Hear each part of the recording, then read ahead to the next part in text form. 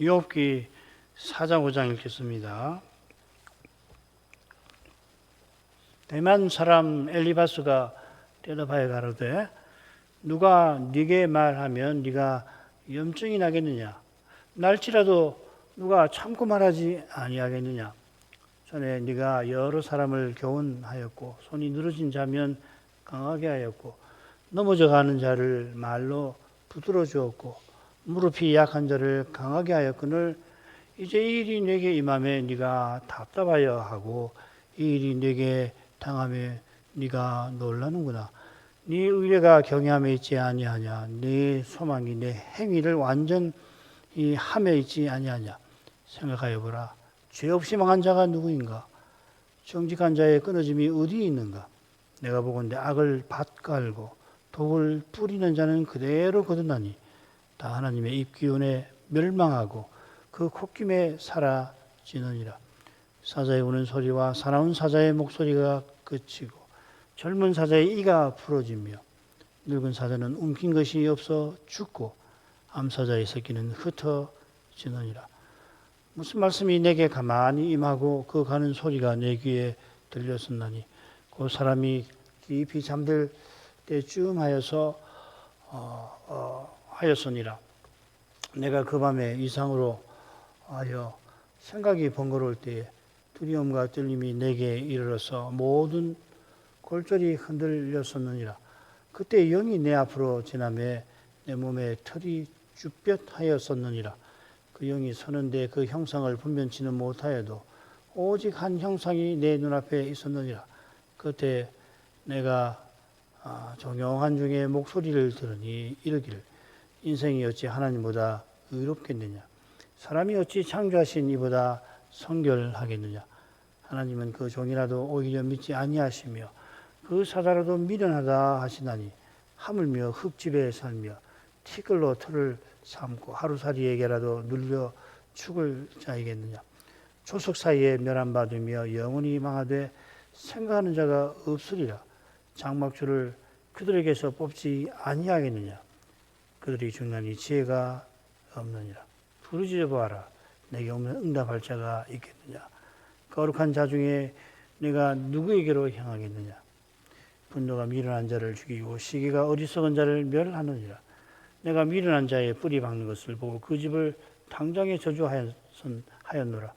그 자식들은 평안에서 멀리 떠나고 성문에서 눌리나 구하는 자가 없으며 그 출산 것은 줄인 자가 먹되 가시나무 가운데 있는 것도 빼앗으며 올무가 그의 재산을 향하여 입을 벌리느니라.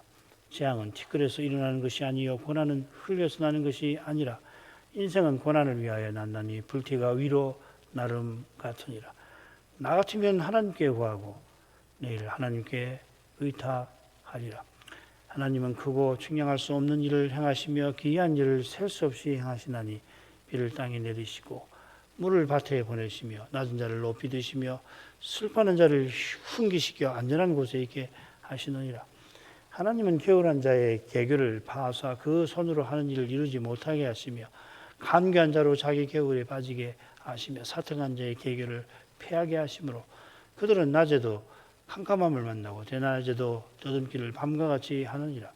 하나님은 곤비한 자를 그들의 입의 칼에서 강한 자의 손에서 면하게 하시나니 그러므로 가난한 자가 소망이 있고 불의가 스스로 입을 막느니라. 볼지어다 하나님께 징계받는 자에게는 복이 있나니 그런즉 너는 전능자의 경책을 업신여기지 말지니라.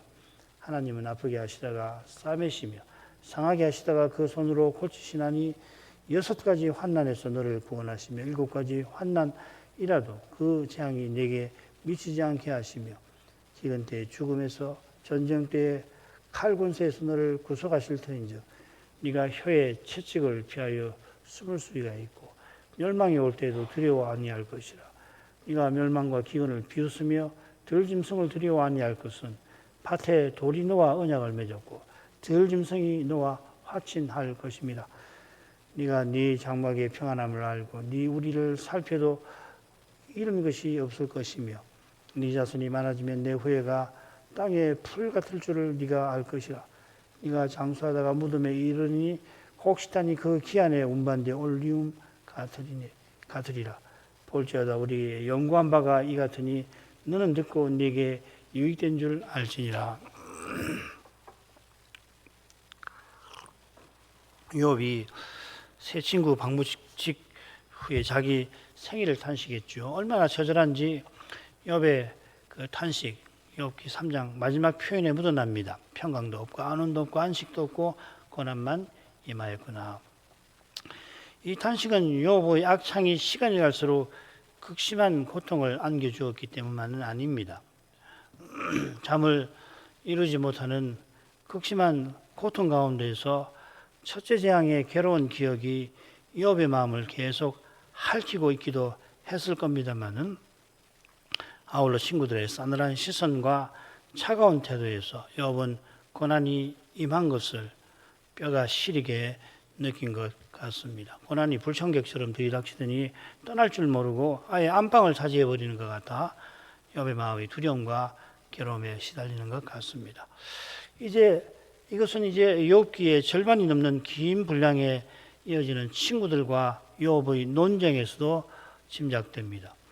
이 긴 논쟁이 계시로서 어떤 내용을 지니는지 우리가 계속 살피게 될 겁니다. 욥이 아브라함 시대의 사람이라면 사탄이 욥기 처음에 2번 등장한 것은 구속 역사에서 심상치 않은 사건이 분명합니다. 아담의 타락 직후에 낙원에서 여호와께서 미혹한 뱀 마귀를 심판하셨는데 이후 계시 역사에서 그의 이름이 여기 시간으로 봐서는 처음 등장한 셈입니다. 이는 욥의 고난이 한 개인의 문제에 그치지 않고 중요한 구속 사건임을 암시하는 겁니다. 사탄이 순전한 욥을 하늘어절에서 참소했는데 만일 그게 참소가 아니라면, 참소라고 하는 것은 이유 없이 고소하는 거잖아요. 그 이유가 있다면은, 즉 욥이 사탄의 주장대로 거듭되는 재앙의 믿음을 잃었다면은 욥 개인이 구원에서 탈락되고 마는 게 아닙니다. 이 점에서 우리 개인도 근본적으로 다르지는 않습니다만은 더욱이 욥이 만일 그렇게 되었다면은 하나님이 여인의 후손들어 뱀의 머리를 치게 하겠다 하신 약속이 실패로 돌아갔을지 모릅니다. 그러나 하나님께서 욥에게서도 욥의 시대에도 그 약속을 친히 이루셨습니다. 욥이 얼른 죽기를 바랄 만큼 심히 위태로운 처지에 내몰렸습니다마는 하나님께서 그런 처지를 통하여 주의 약속이 참된 것을 입증하신 겁니다. 이렇게 중요한 사건에서 이 친구들과 욥의 논쟁에 관한 내용이 욥기 성경책의 절반을 넘는다면은 그 논쟁 역시도 계시 역사에서 중요한 의미를 가지겠죠. 그 의미 중 하나는 가장 가까운 친구가 마치 사탄의 동맹군이 된 것처럼 공격할 수 있다는 두려운 사실과 붙어 있겠습니다. 새 친구와 욥의 논쟁은 3번 이루어집니다. 첫 번째 논쟁은 욥기 4장부터 14장까지입니다. 11장이지요. 절수가 모두 273절이 됩니다. 그래서 첫째, 둘째 논쟁, 세 번째 논쟁은 엘리바스, 빌닷, 소발이 각각 욥과 논쟁을 벌이는 겁니다. 첫째 논쟁은 엘리바스의 그 정죄가 4, 5장에 거기에 대한 욥의 대답이 6, 7장, 그 다음에 빌닷이 8장, 거기에 대한 욥의 대답이 9장부터 10장, 그리고 소발과 욥의 논쟁이 11장과 12장부터 14장에 나옵니다. 여기 이제 욥의 기도가 이 논쟁마다 있는 셈이죠. 그죠? 7장은 엘리바스에 대한 대답이죠. 9장, 이 빌닷에 대한 거, 10장도 마찬가지고, 13, 14장은 소발에 대한 욥의 대답 부분에 기도가 이렇게 길게 자주 나옵니다. 두 번째 논쟁은 15장부터 21장이고요. 모두 7장이 되겠는데, 절수로는 186절입니다. 차례대로 엘리바스, 빌닷, 소발이고 엘리바스와 욥의 논쟁은 15장과 16, 17장, 그리고 빌닷은 18장에서 정죄하고 거기에 대한 대답이 욥의 대답이 19장, 소발은 20장, 거기에 대한 욥의 대답이 21장. 여기도 기도가 사실 나옵니다. 16장, 17장에 엘리바스에 대한 대답에 아주 짤막하게 나옵니다. 2절씩 나옵니다. 여기 이제 특기할 만한 게 16장과 19장에 이 메시아에 대한 고백이 아주 분명하게 명시적으로 여기 부분에 나온다는 거죠. 세제 논쟁은 좀 간단합니다.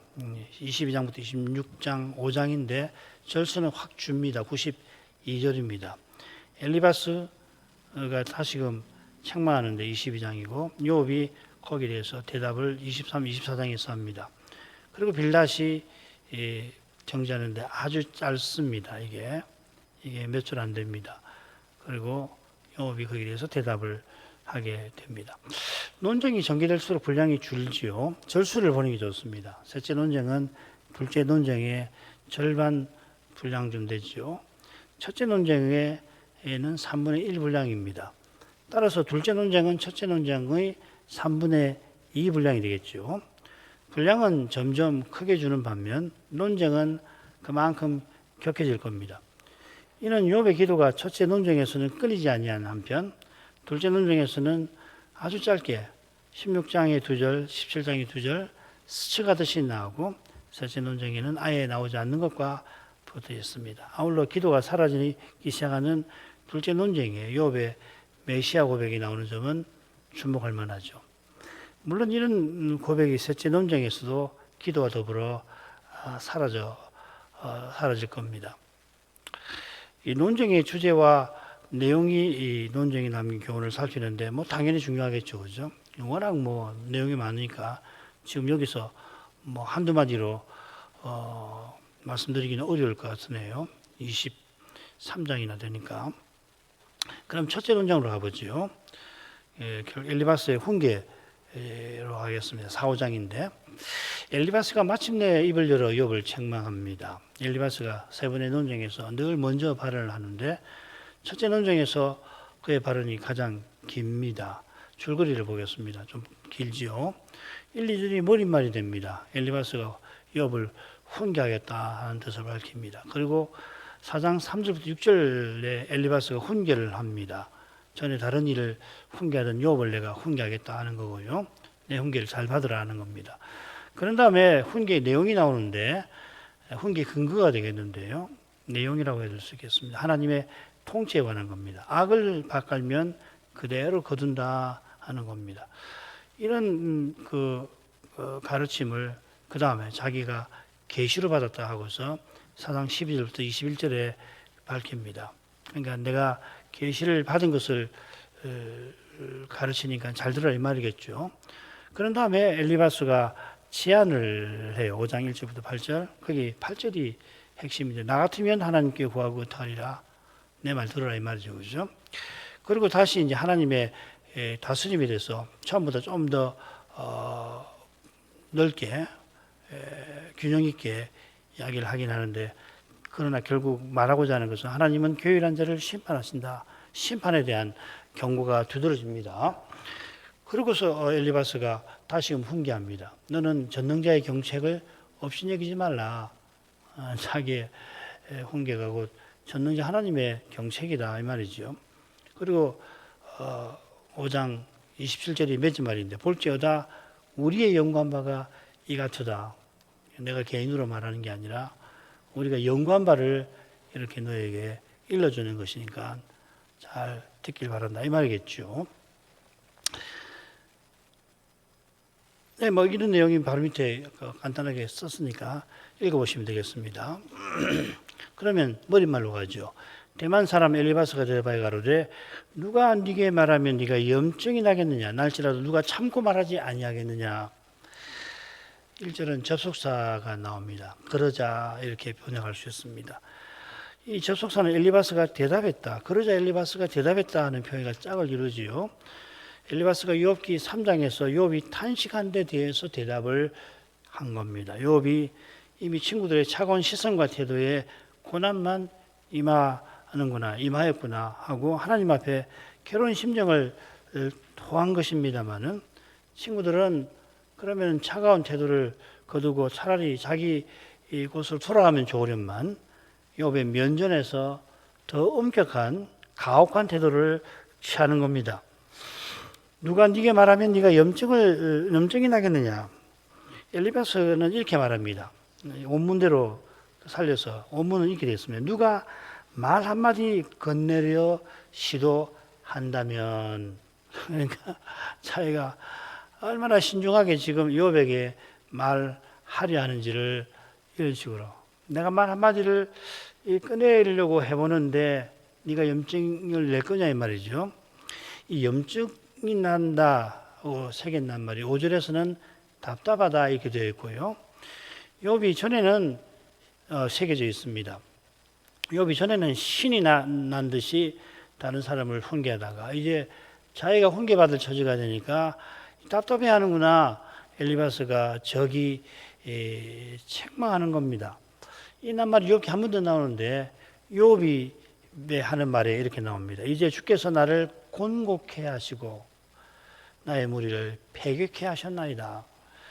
주께서 자기를 곤곡해 하셨다 했는데 얼마나 괴로운 것인가를 나의 무리를 패격해 하셨다 표현을 합니다. 나의 무리를 패격해 황폐케 한다는 말인데 욥에 가까운 이들이 멸망한 것을 가리킵니다.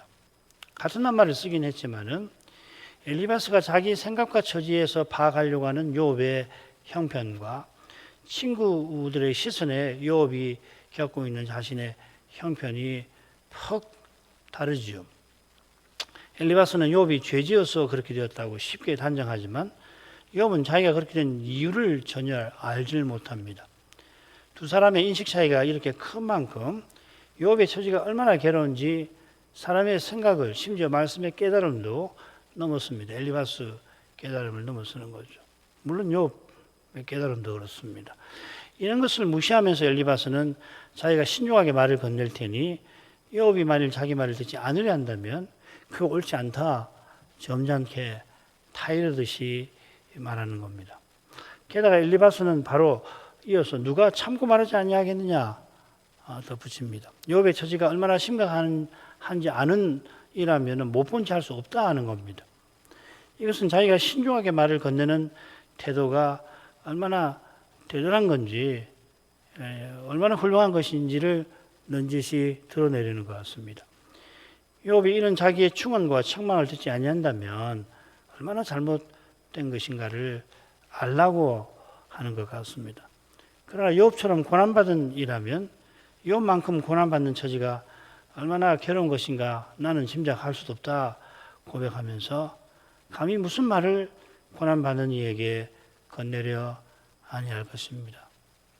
비슷하게 우리가 장례식을 가면 드릴 말씀이 없습니다. 인사말을 대체로 그렇게 하는데 그게 참 뜻이 있어요. 사람이 무슨 말을 건넨들 죽음의 현실에서 그 말 자체는 아무런 위로가 되지 않음을 겸손히 시인하는 태도죠. 주께서 만일 기회를 주신다면 주의 말씀을 겸손히 건네려 하면서 드릴 말씀이 없습니다 하는 거죠. 이 세상에 믿지 아니하는 사람도 어려운 일을 겪어서 그의 생각이 깊어지면 참 인생이 간단치 않구나.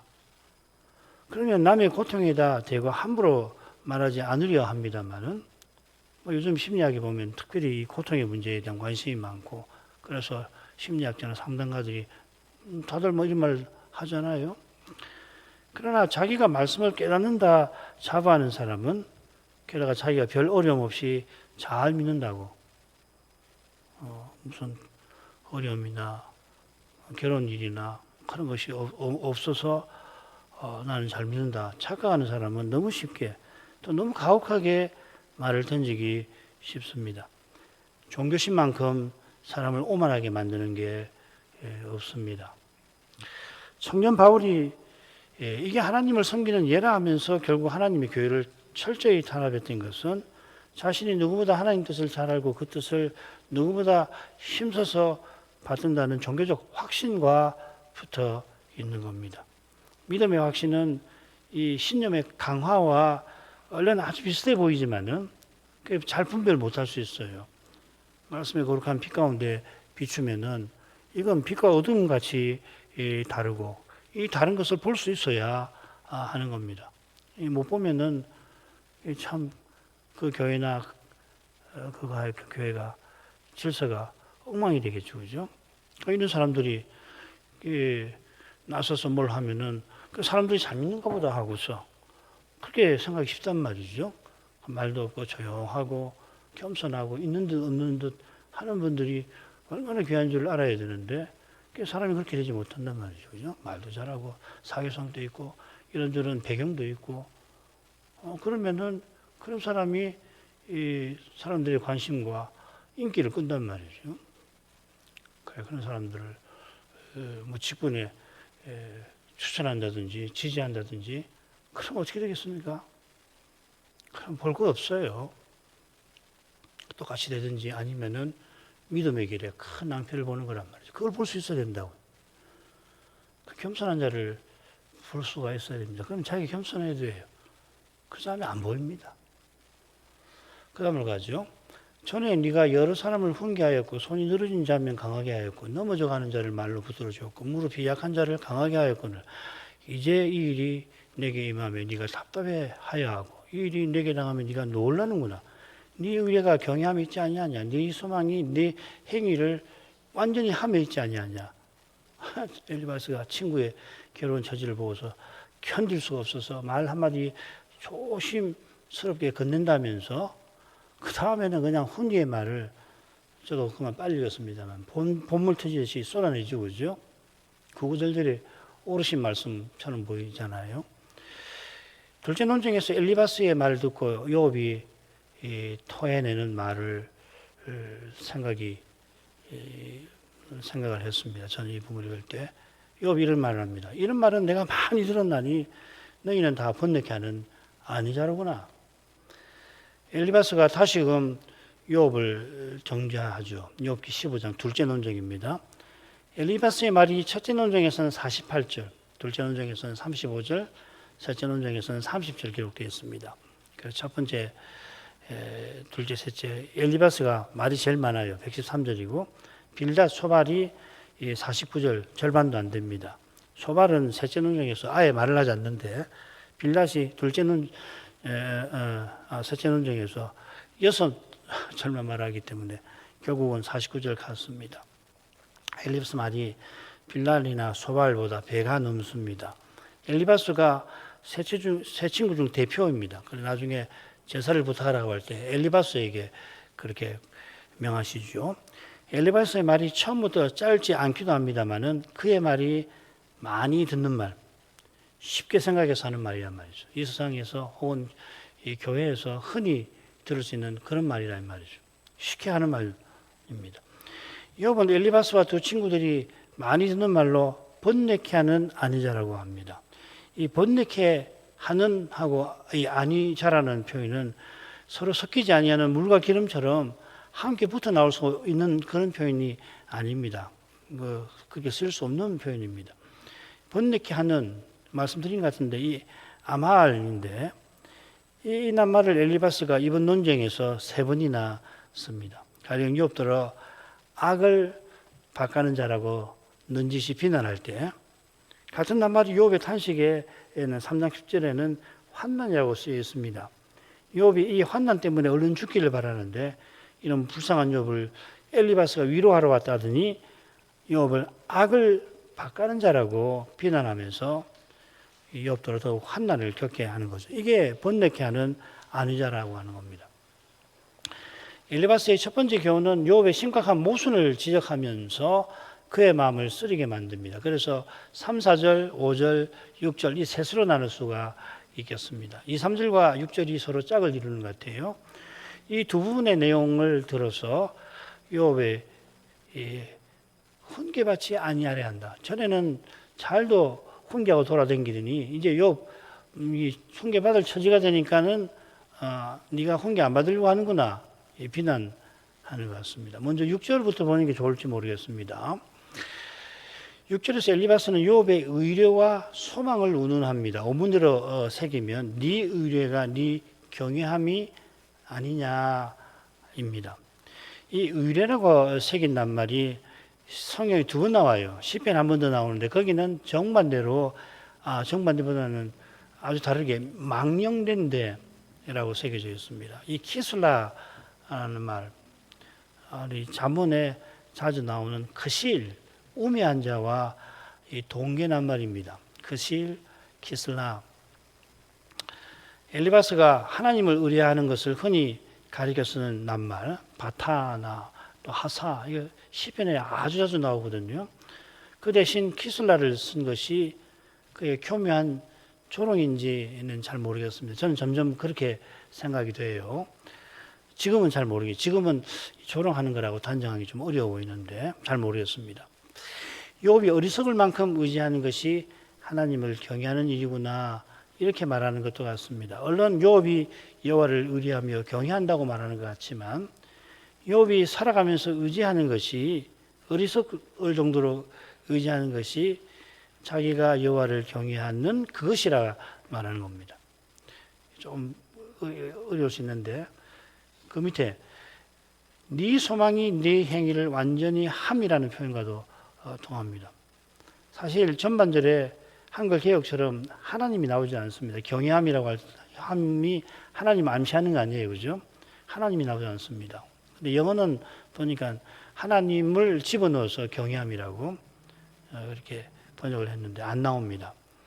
참 신자라면 천국 자체보다 하나님 자신을 소망하는데 엘리바스는 욥이 이런 믿음과 소망을 제대로 헤아리지 못하는 것 같습니다. 엘리바스가 보기에 자기처럼 욥이 살면서 바라는 것은 자기 행위의 완전함인 겁니다. 이 완전함이라고 하는 것이 그것은 여호와께서 기뻐하신 욥의 순전함과 어느 상 살짝 다른데 내용상은 아주 다릅니다. 여기 이제 엘리바스가 쓰는 완전함은 톰이고요. 여호와께서 칭찬하신 이 욥의 순전함은 탐이라고 되어 있습니다. 이 동계의 낱말인데 어느 상 거의 비슷한데요. 내용은 전혀 다릅니다. 자기 행위의 완전함이라는 게 어떤 건가? 3, 4절 보십시다. 전에 네가 여러 사람을 교훈하였고 손이 늘어진 자면 강하게 하였고 넘어져가는 자를 말로 붙들어 줬고 교훈 말 이렇게 했죠. 무릎이 약한 자를 강하게 하였고 강하게 같이 있습니다. 우선 욥이 여러 번 자기가 다른 사람을 어떻게 대했는지 밝히는 대목을 참조할 만합니다. 가령 자기가 우수에서 가장 권위 있는 사람이지만은 가난하고 가련한 자들의 친구가 아비가 되어서 악한 자들의 손아귀에서 그들을 건져 도왔다고 이렇게 밝힙니다. 엘리바스가 말한 것과 좀 비슷한 면이 없는 건 아닙니다만은 욥은 높은 자리에서 시혜를 베푼 것보다 낮은 자리에 내려가서 곁에서 도왔습니다. 달리 표현하면 엘리바스는 군주나 부족장으로서 다른 일을 어떻게 대하는지 넌지시 드러냅니다. 지금 엘리바스가 생각하는 그런 군주라면 이 세상 나라에서는 필시 칭송을 받겠습니다마는 욥은 만왕의 왕이신 여호와를 고아와 과부를 사랑하시는 여호와를 본받고자 했습니다. 욥이 이런 삶을 지혜로운 통치자인 엘리바스가 제대로 헤아리지 못하는 것 같습니다. 그의 지혜가 욥의 믿음에 미치지 못한다는 말이죠. 이 세상 지혜나 사상이나 이런 걸 연구해서 그런 일륜적인 식견이 있는 사람은 그것대로 칭찬을 받을 만하지만 그것으로 믿음을 헤아릴 수는 없어요. 그것으로 믿음을 재단하면 반드시 문제가 되는 거죠.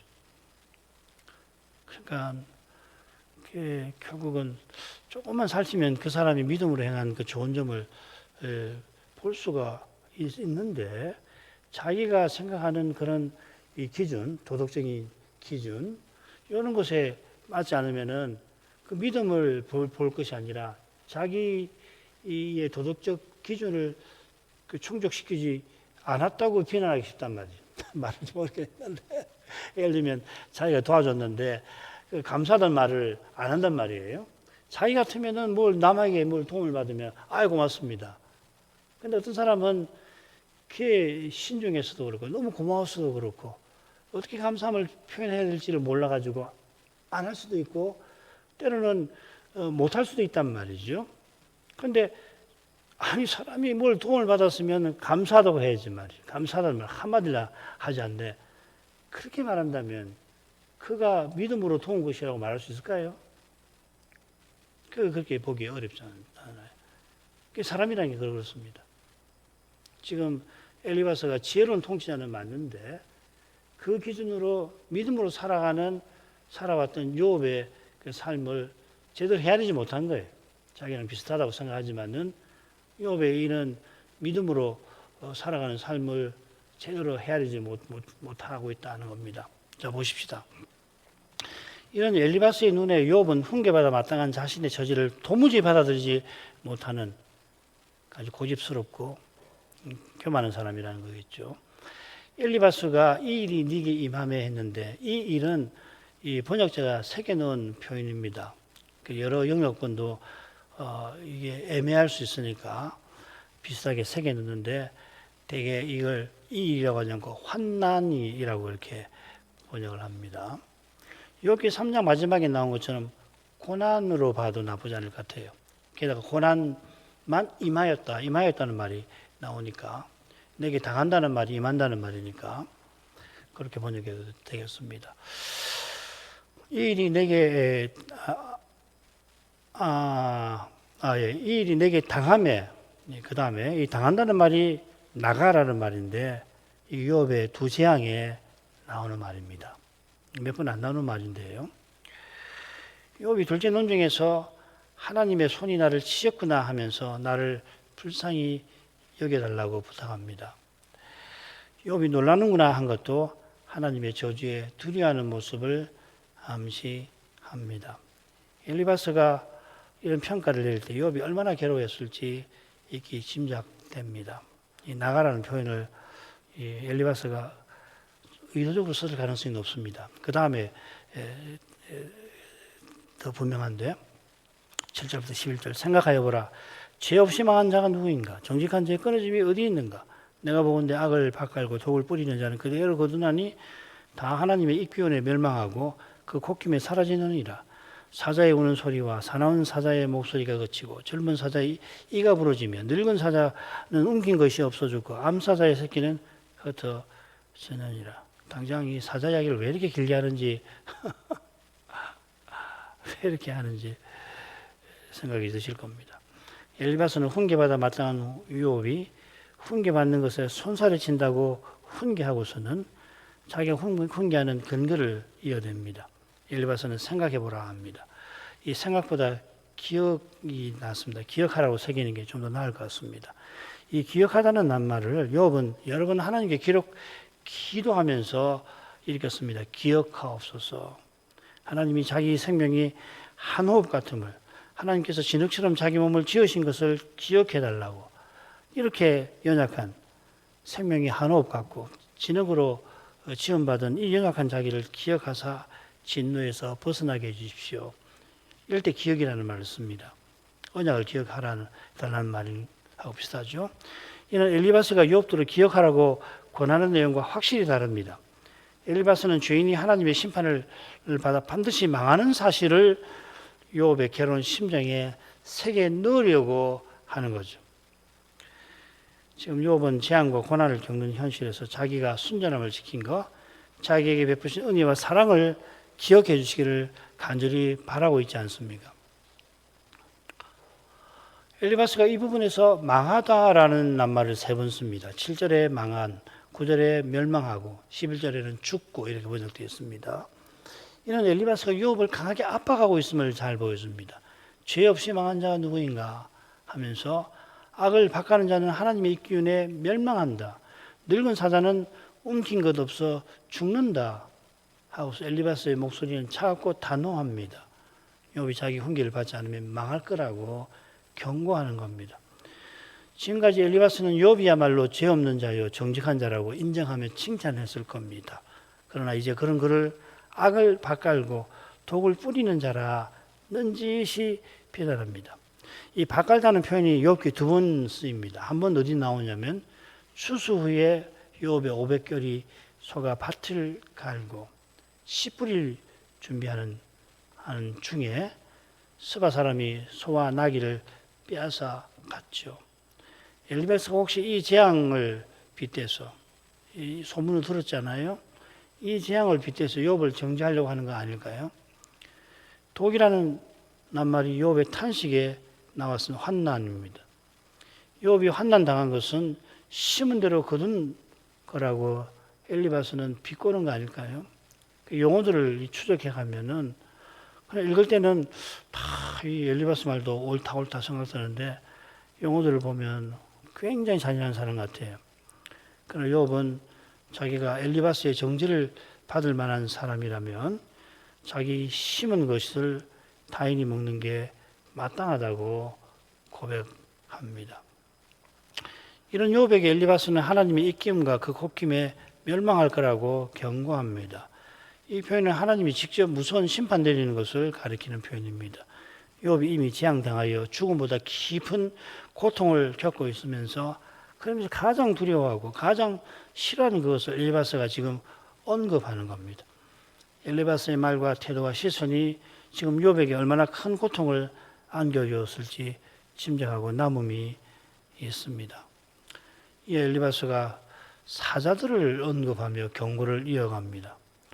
왜 엘리바스가 사자를 한두 번만 하지? 지금 사자가 5종류죠, 그죠? 아르예, 샤할, 크피르, 라위시, 라비. 하여튼 히브리어에서 사자를 가리키는 낱말을 총 출동을 한 것 같은데요. 욥이 이 중에 그 사자 샤할을 2번 언급하는데 하나님을 사자 같으시다 하였습니다. 엘리바스는 욥을 가리켜 사자라고 부르는 것 같은데 10절에 나오는 새 사자는 재앙당하기 전에 욥을 암시하는 것 같고요. 11절에 늙은 사자는 재앙당한 후 욥을 가리키는 것 같습니다.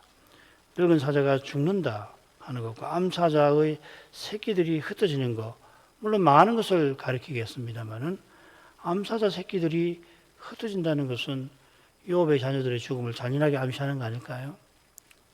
저는 읽으면서 그런 느낌이 들었습니다. 와, 이 사람 정말 잘하는 사람이다. 안 그러고서 이 사자 이야기를 이렇게 열거할 게 뭐가 있어요? 엘리바스가 의도한 것은 아닐지라도 양보해서 제가 좀 가혹하게 엘리바스를 대한 것 같아서 아닐지라도 욥의 재앙이 욥의 죄악 때문이라고 하는 생각 때문에 자기도 모르게 불쑥 이런 말들이 튀어나오게 된 거 아닐까. 양보해서 그것도 아니더라도 욥이 말입니다. 엘리바스 이런 표현에서 자기의 재앙들, 특히 자녀들의 비참한 죽음을 떠올리며 심장을 찌르는 슬픔이 얼마나 괴로웠을까요? 안 그래도 이런 일을 한시라도 욥이 잊었겠습니까? 이런 괴로움에서 하루라도 욥이 벗어났을 리가 없어요. 그 기억이라는 게 사람은 기억이라고 하는 것이 인간의 인격에 굉장히 중요하잖아요. 어스인이 놀랍게도 기억을 굉장히 강조했어요. 그렇게 오래전에. 이제 지금 현대 심리학에 와서 기억이 아주 중요하게 되는데 사람이 기억하는 존재인데 얼마나 괴로워했을까요? 그런데 엘리바스가 의도하지 않았더라도 엘리바스의 표현에서 정말 욥은 괴로웠을 것 같아요. 엘리바스의 말이 독 묻은 비수같이 욥의 괴로운 심장에 꽂혔을 때 하늘아버지께서 이 현실을 물끄러미 어떻게 하는가 보자 하셨을 리가 없습니다. 죄와 죽음의 현실을 제대로 헤아려 보지 아니한 이마다 여호와께서 그 현실을 발생시키거나 방조한 장문이라고 함부로 말할 만큼 이런 해석들이 있지요. 여호와께서 그 현실에 깊이 관여하신 것은 사실입니다. 욥기 1, 2장에 있는 것처럼 하늘어전에서. 그러나 장차 여호와의 종이 되셔서 죄인의 죄책을 담당하실 그런 사랑으로 욥의 현실에 깊이 관여하신 겁니다. 그런 거룩한 사랑이 세상에서 실로 가까운 친구의 터무니없는 정죄에 죽음보다 괴롭고 외로운 욥을 붙들어 주셨습니다. 우리 주님은 십자가에서 욥보다 더한 일을 당하시죠. 가까운 친구들에게서. 그 사랑이 심히 거룩한 까닭에 욥이 당장은 그 사랑을 제대로 헤아리지 못합니다. 그런 고난 중에도 욥의 마음이 구속자를 향하는데 자기는 얼마나 느꼈는지 모르지만 거기서 여호와의 사랑의 거룩한 영광이 욥의 영혼에 비쳤을 겁니다. 그래서 욥이 견디는 거예요. 그 영광 때문에 자기가 자각하거나 식별하거나 인지하거나 하지 않더라도 참 신비한 점이거든. 예배에 와서 비참한 심정으로 예배 올 때가 있잖아요. 예배를 드렸는데 뭐 위로가 되지도 않고 예배 때가 되어서 예배를 드리지 않을 수 없고 예배 왔지만 어떻게 예배를 드렸는가 생각도 안 나고 내내 그 고난의 현실에 짓눌려서 예배를 드렸을 거 아니에요. 네, 그런 경우에도 그때는 인식하지 못했지만 훗날 혹은 장차는 그 순간에도 하나님께서 사랑의 영광을 신비하게 비추어서 견디게 하셨다는 거 알게 될 것 같아요. 욥기에서 이 영광을 보는 눈이 오늘날 우리에게 절실합니다. 이만큼 하죠. 엘리바스가 욥의 심히 곤고함에 말문이 막혀 있다가 욥의 탄식을 듣고는 그를 따끔하게 훈계하려 합니다. 그의 훈계는 악을 바꾸는 자는 심은 대로 거둔다는 그의 깨달음에 근거합니다. 그의 깨달음 자체가 그렇던 건 아닙니다만은 그가 훈계하는 태도나 훈계하는 방식은 종교심이 얼마나 사람을 오만하게 만들 수 있는가를 엿보게 합니다. 욥에게는 세 친구가 번뇌케 하는 안위자였습니다. 욥의 고난이 얼마나 깊은지 믿음의 길에서 터무니없는 오해를 겪으니라도 말씀의 빛 가운데서 겨우 그렇게 했겠구나 해야 할 정도입니다. 그런 고난을 참으로 맛본 이는 주의 앞에서 사람 앞에서 겸손합니다. 말을 함부로 하지 않게 됩니다.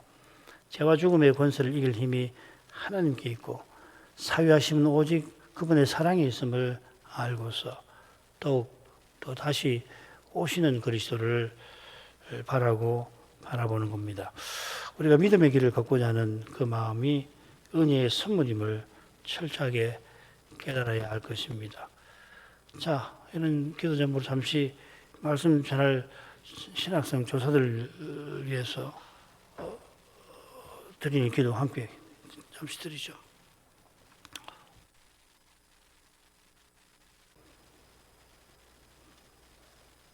기도하겠습니다. 걸어가신 아버지, 욥의 친구 엘리바스의 훈계를 통하여서 욥의 고난에 관하여 좀 더 생각할 기회를 갖게 하셔서 감사드립니다.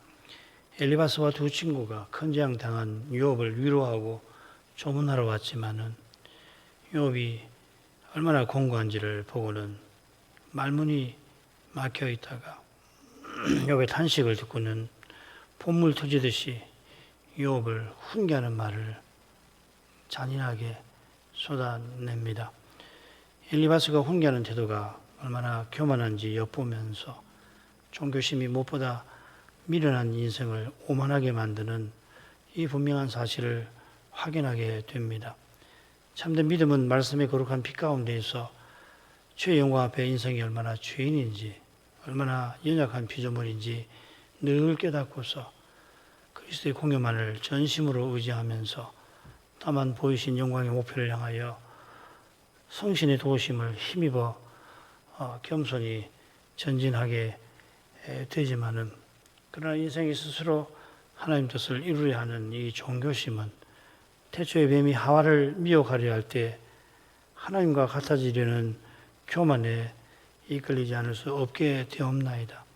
누구보다 열심히 하나님 말씀을 읽고 또 경건하게 예배를 드리면서도 하나님의 영광을 참으로 뵙기보다는 거룩하신 하나님을 부르는 그 행위를 통하여서 자기 영광을 과시하려 하기가 얼마나 쉬운지 모릅니다. 아버지, 엘리바스가 욥이 재앙당한 이유가 악을 밭갈고 독을 뿌린 데 있다 결론을 이미 내리고서는 그런 악한 욥을 바로잡겠다 하면서 욥이 고난 중에 탄식하며 토해낸 그 표현들을 또 재앙을 당한 일들을 가리키는 낱말들을 따다가 그를 훈계하는 재료로 쓴 데에서 욥이 모든 자녀와 많은 종들을 잃어버리고 하나님 선물로 받은 재산을 다 빼앗기고 이 온몸의 악창이나 고통당하는 데서 겪는 것에 더하여 어쩌면 그보다 더한 고난을 엘리바스의 말을 통해서 그의 태도에서 겪었겠다 하는 생각이 절로 듭니다. 욥이 여전히 하나님 앞에 순전함을 지키고 있지만은 얼른 죽어서 자기의 믿음이 땅에 떨어지지 않기를 바랄 정도로 고난의 무게에 짓눌려 있는데도 엘리바스와 친구들은 누구보다 그 심정을 헤아려 줄 것도 같은데 오히려 누구보다 무엇보다 그의 고난을 가중시키고 있사옵나이다. 하늘아버지여, 욥이 친구들과 논쟁이 이어지는 만큼 그의 고난이 얼마나 깊어가는지 저희가 성경을 얼른 읽어서 미루어 짐작할 수 있는 것처럼, 그러나 우리가 악한 자라도 자식에게는 좋은 것을 주려 한다면은 하늘아버지께서 누구보다 사랑하신 자기 종을 결국 외면치 아니하시고 그의 믿음이 땅에 떨어지지 않도록 붙들으실 뿐 아니라 그가 깊은 탄식의 늪에 허우적대는 그러한 삶까지도 장차 여호와의 종으로 세상에 친히 오시는 그 일에 그의 삶을 탄식도 써주셨을 줄 믿습니다. 과연 하나님께서 순전한 욥을 이처럼 고난받게 하신 데에서 인생의 죄는 얼마나 심각한 것인지, 죄로 말미암은 악의 권세가 얼마나 끔찍한 것인지, 마귀와 적그리스도와 거짓 선자가 장차 재림 직전에 저지를 그 현실을 통하여 헤아릴 수 있듯이 이러한 문제를 하나님께서 메시아를 통하여 친히 해결해 주시기 위해서 얼마나 신비한 방식을 택하고 시행하시는지를 깨달아갈 수 있게 하옵소서. 말씀을 깨닫지만 깨달은 말씀으로도 헤아리기 힘들 만큼 고난은 마치 10년가도 깊은데 그만큼 고난을 통해서 영광을 이루시는 아버지의 사랑도 그만큼 어쩌면 그보다 더 높고 깊은 것을 맛보게 해 주옵소서. 예수님 이름으로 기도합니다. 아멘.